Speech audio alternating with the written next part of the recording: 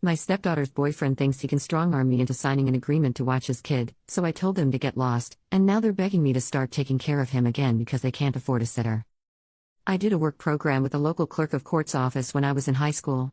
They hired me when I graduated, and I had my 30 service years before I turned 50. With 30 service years you can get your full pension at any age. I worked until my first grandchild was born, then I retired to be grandma daycare.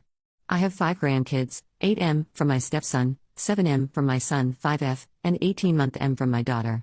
I babysat all of them with no issues or complaints. I still keep the 18-month-old Monday through Friday and the older ones during the summer and school holidays. My stepdaughter and her boyfriend has been non-stop drama since before the baby was born. When she was 10 weeks pregnant they presented a 3-page list of rules for when I was babysitting. They said if I didn't sign it, they wouldn't allow me to babysit. I said that I understood their need to do what was best for their baby and I assured them that there would be no hurt feelings on my end when they made other childcare arrangements. Some of the rules were almost understandable but most were downright ridiculous, and none of it was going to work for me. I don't remember them all but some examples are, I can't take the baby anywhere without their permission, I can't watch more than one additional child while babysitting, I can't cook, I had to provide the full name, job and address of any potential visitors ahead of time for their approval of the person being around their child. They have to know anytime I have a guest over and know who it is and how long they stay. My 9-year-old cat would have to be kept out of rooms where the baby would be, even when the baby wasn't there. I couldn't get another pet without their agreement. When she was 7 months along they came back with revised rules in an attempt to compromise. I again let them know that their expectations were not going to fit with my life and they should just find other childcare.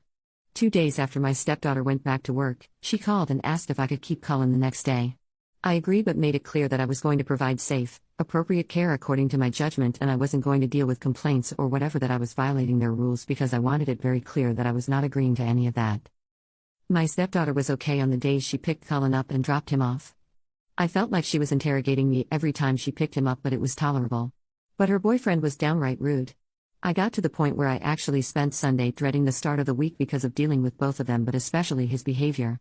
At the minimum he'd pick up Cullen, make a big deal of partially undressing him, make at least one snide comment about my cat or if I had any grandchild over besides the 18-month-old or if I had cooked or whatever. Then he'd say, I guess we don't have any choice but to put up with this for now. Or I guess you are happy that you won. This went on for 4 months. I spoke to my stepdaughter several times about it and told her that obviously, they were very unhappy with how I cared for Cullen and that they should really work on finding something else, and that in the meantime he needed to be less vocal about it. It would get better for a day or two and then he'd start again. It all came to a head as Thanksgiving was approaching. He was very verbal about the fact that he didn't want me to keep all my grandchildren over the break. I made it very clear that there would be a couple of days that I had all of them and that they needed to make other arrangements if they had a problem. They didn't make other arrangements and when he picked Cullen up on the first day that I had all my grands, he was very rude and although nothing happened, everyone was happy, clean, fed, had a great day he said, to Cullen, that he was sorry that they had no choice except to leave him in an unsafe situation to be neglected. I called my stepdaughter that night, relayed to her what was said and told her that she had 2 weeks to make other arrangements and that she needed to drop off and pick up Cullen during those 2 weeks and if her boyfriend came to drop him off I would refuse to keep him and if he picked him up I would not keep him again. So things were better only dealing with her. At some point, she asked me if I would keep him until January because they found someone but he couldn't start until then. I agreed. She picked Cullen up and dropped him off, everything was fine. New Year's Day several people sent me a screenshot of a post her boyfriend made on social media about how thankful he was that they were finally able to leave Cullen without worrying about his safety or him being neglected. He didn't outright name me or accuse me of anything specific but anyone who knows us, knows I was keeping him and the post implied plenty. I was just happy that it was over. Friday she called me and said that their new childcare provider had told her that Cullen wasn't a good fit and that she couldn't bring him back Monday.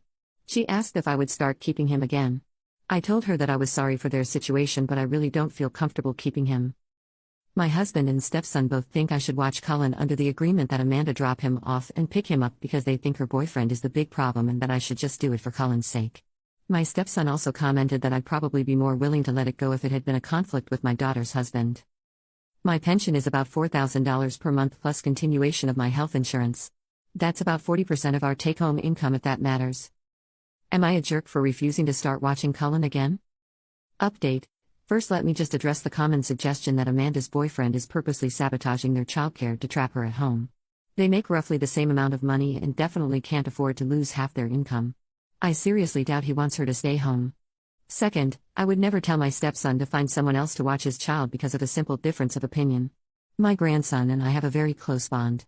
He's the oldest, and it would break my heart and his if he didn't come spend his holidays and summers with me. Plus, he's a huge help with the little ones when I have them all and things get hectic.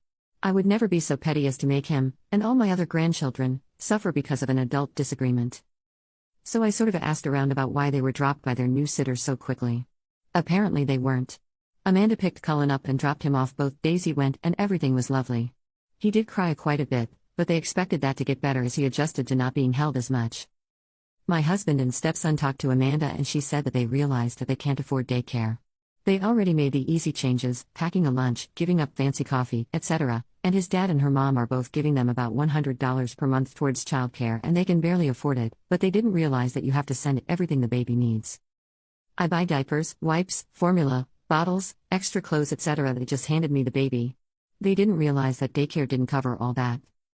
Also, imagine her boyfriend's surprise when he found out what the staffing rates are in this very expensive daycare. One adult cares for 5 infants. I guess he thought that someone would provide one-on-one care, diapers, wipes, and formula for $350 per week. My stepson relayed their almost apology. They felt overwhelmed by an infant and couldn't imagine that someone else could manage that plus other things. Cullen is going back to daycare tomorrow.